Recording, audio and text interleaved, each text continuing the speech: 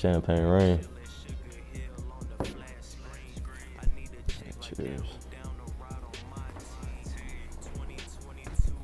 All right, so it's your boy Fenixforevr, coming out of Greenville, South Carolina. Pretty much the Phoenix aspect comes from just, anytime, I'm going through like adversity, trials, tribulations, ups and downs, I just always seem to like rise above all that. So then it's just like the Phoenix rising from the ashes. So that's where the Phoenix comes from. And then like forever is just like, just knowing that like everybody on earth has a timestamp. And I just feel like the art or just whatever you create or put out there in the world, it kind of just like outlives us. So like it'll just be here forever. So that's kind of how I just came up with the name Fenixforevr. Really my parents are kind of just like some like real hip hop heads, like students of hip hop, and just growing up in my family dynamic and just listening to like all types of 90s music and just like 80s pop and soul and R&B, it kind of just like made me gravitate towards music and just having like, I guess the musical taste that I have, I would probably say just probably like the influence of my parents, pretty much. I guess just like the whole creative aspect of just knowing that I can kind of like tap in and just to create on like levels of what I feel like comfortable or what I like to create and just putting that out into the world. I just feel like that's kind of like a big influence. Just knowing that I can just have like my own creative, just like a say-so in what I create. I just feel like that's kind of like the main thing about it. Cause like I always had a creative mind, like whether it's just like music or just growing up, cause I used to draw too. So like, you know what I'm saying? I just feel like it all kind of ties in. It's just a different world that I can tap in, just like making music. So when I first started making music, we came up with the name Creative Minds, and it kind of was like a collective of me, Easy Bands, Malcolm, and my cousin KG and Griffin. And we all kind of like stayed together for a while, and we all kind of like had the same interests and, kind of had the same vision on what we really wanted to do. So we kind of just all connected, came together, and kind of made that happen. So that's how all that stemmed from. Yeah, so I kind of came up with boycotting when I was in college. I was kind of like in and out on college, like deciding if I wanted to like, pursue college or just drop out, and boycotting kind of slipped my mind, and it's just kind of like an idea that I ran with, like, just standing up for what you believe in, like going against the grain. So, and then I made that happen. I ended up dropping out of college, came home. One of my old roommates actually created a logo for me. And then so once he created the logo, I already had the vision and ideas on what I wanted to do. I already had the blueprint. So once I had everything mapped out, it was just like up from there. I just like created t-shirts, the trucker hats, and just stuff like that.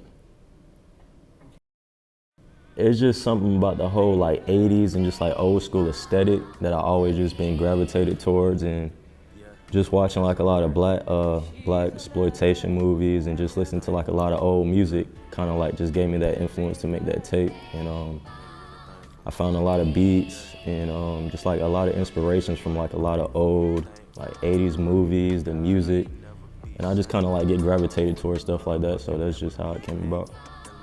And with the cover art, my friend Khalil made it for me, and we were kind of going for like a black exploitation like movie cover / like Vice City type of vibe. So that's how the whole cover came about too. So yeah. So he's in Austin, Texas, and he had hit me with a text and was like, "Yo, I'm gonna be home for a few days. You know what I'm saying? We can like lock in on something if you want." And the day he hit me up, I actually had a studio session that night, and so I told him to slide through. The chemistry was there, like even from the first song, Finest Linen, when we made that song, pretty much everything in that song entails like pretty much just that whole studio vibe and everything. And we ended up making like one or two songs, and my engineer Woods was like, "Man, y'all chemistry is crazy, like y'all just need to make a tape." And then we were just like, you know what, we're gonna add these songs that we made today and make a tape. And I really wanted to make a third song, but Ife had to catch a flight at like 6 in the morning. And we were in the studio till like 2. He was like, "Man, I gotta get up out of here, but we can definitely like, turn this into something great, make this a tape." And it's just been up from there. You guys plan on doing a part 2? Oh yeah. Probably next summer, Champagne Rain 2, for sure.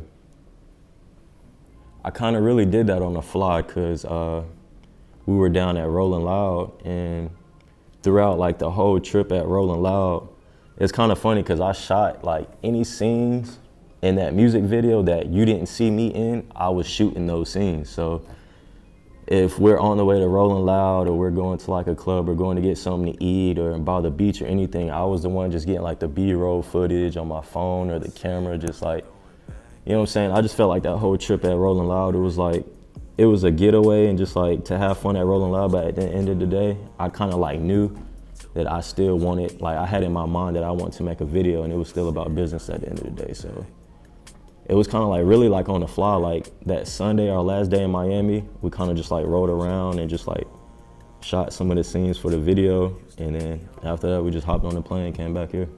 So really it was just like on the fly type stuff. I'm really like a nocturnal person, like a night owl. So like I do most of my creative process or my writing is usually like done at night. So like I'll even hit my engineer up, I'll be like, yo, can I come to the stew? Like what spots you got open? And he already know like I'm gonna come probably from like anywhere to like 11 at night to like 2 in the morning, just like those spans. Cause I just feel like my creative ability, I mean, I can create whenever, cause like sometimes I might, you know what I'm saying, be in traffic at a red light and think of something and be like, oh, let me jot this down real quick, boom, boom, boom, write that down. Or I might be eating in the shower and just think of a bar. I might, cause I be listening to music when I'm in the shower, I might have to goddamn stick out, write down a bar. But yeah, pretty much the process is just like creating at night for the most part. That's pretty much it. Yeah, that's pretty much it, just like creating at night. I feel like I'm the most creative probably like at night, for sure. Growing up, I kind of listened to like a lot of 90s hip hop. Like it's probably like a long list of people I can name, like Nas, Jay-Z, De La Soul, just like a lot of people. But other than like 90s music, I would probably have to say probably like Lil Wayne, Wiz Khalifa, Currency, people like that, for sure. Probably just to keep elevating, more established, probably have my name out there more. Just putting myself out there, just working with different artists, but most importantly, probably just getting to a point where like my name is actually getting known, like around, like people can actually be fond, cause like it's kind of like my fan base is kind of growing, but I just want to make sure like that it's kind of like solidified in the game, kind of. I would probably have to say my beat selection. Definitely the rhymes and just like the message that I put out. I just feel like it's just different from like a lot of music that's just being made like in the area or just like in general. I just feel like it's just real different. But for the most part, I'll probably say my beat selection, for sure. Me and Malcolm, we have a project. We got an EP coming out called Terms and Conditions, and we're working on dropping that probably before the end of this year. And we kind of made most of those songs probably at like the beginning of this year.